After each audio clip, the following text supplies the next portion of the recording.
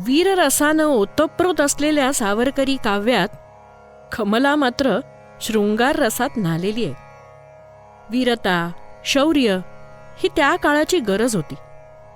कमला काव्यातही वीररस आहे, नाही असं नाही, परंतु शृंगार रस हा माणसात उपजतच असतो. आपला जन्मही शृंगारातूनच. शृंगारामुळे आयुष्यात रुची उत्पन्न होते. शृंगाराला रसराज म्हणतात ते काय उगाच? आता हेच पहा ना, मुकुंद आणि कमला यांच्या पहिल्या चुंबनाचे वर्णन करताना सावरकर म्हणतात, चोरट्या कटीला गुंफी कापता करतो जणी. चोरट्या कटीला गुंफी कापता करतो जणी. लाजन्य लागती गाला ओठ लाजत त्याहुनी. हे तर एक उदाहरण आहे बरं का मंडळी.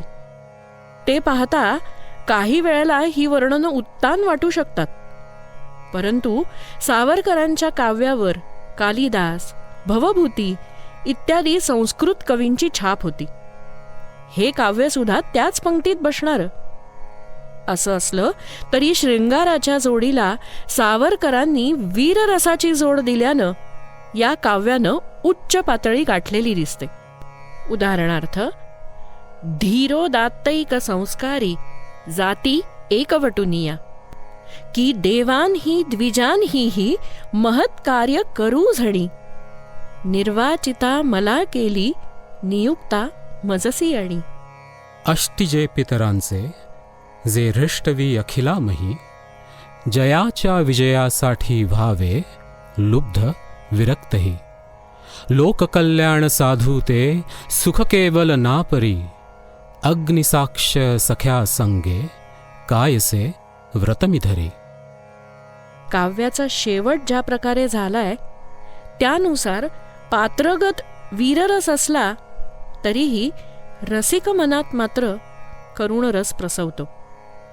रामायण, महाभारत, भगवद्गीता इत्यादी महाकाव्य ज्या अनुष्टुप वृत्तात लिहिली तेच वृत्त कमला काव्यासाठी सावरकरांनी वापरलं. आत्मनिवेदन हा सावरकरांच्या काव्याचा आणखी एक विशेष. सुरुवातीलाच बागेचे कल्पनारम्य चित्रमय वर्णन आलेलं आहे. शेवंती, सोनचाफा, सूर्यफूल, केतकी, धोत्रा, निशिगंध, कमळ, गुलाब, बटमोगरा, चाफा, बकुळ अशी अनेक फुलझाडांची वर्णनं केवळ वर्णनच नाही तर त्यावर केलेल्या उत्प्रेक्षा अतिशय विलोभनीय साकारल्या आहेत. फुलं तोडायला गेलेल्या कमलेचे वर्णन करताना सावरकर तर म्हणतात, तदा दिसे समावुनी त्या फुलात मनोरमा. तदा दिसे समावुनी त्या फुलात मनोरमा, हिमालयी व्रती जैशी असावी दिसली उमा. सावरकरांनी नंतरच्या आयुष्यात सावरकर सदनाच्या परिसरात अनेक फळझाडे आणि फुलझाडे लावली होती. ते स्वतः या झाडांची काळजी घेत असत. संध्याकाळी अंगणात फेरफटका मारायच्या निमित्ताने सावरकर प्रत्येक फुलाशी, पानाशी हितगुज करायचे. अशा वेळी त्यांना जगाचा विसर पडायचा. वारंवार कठोर वाटणारं त्यांचं मन फुलाप्रमाणेच कोमल होतं. फुलाचा सुगंध ज्याप्रमाणे लपून राहत नाही, तद्वत सावरकरांच्या स्वभावाची ही हळवी आणि अपरिचित बाजू कमला काव्यात बघायला मिळते.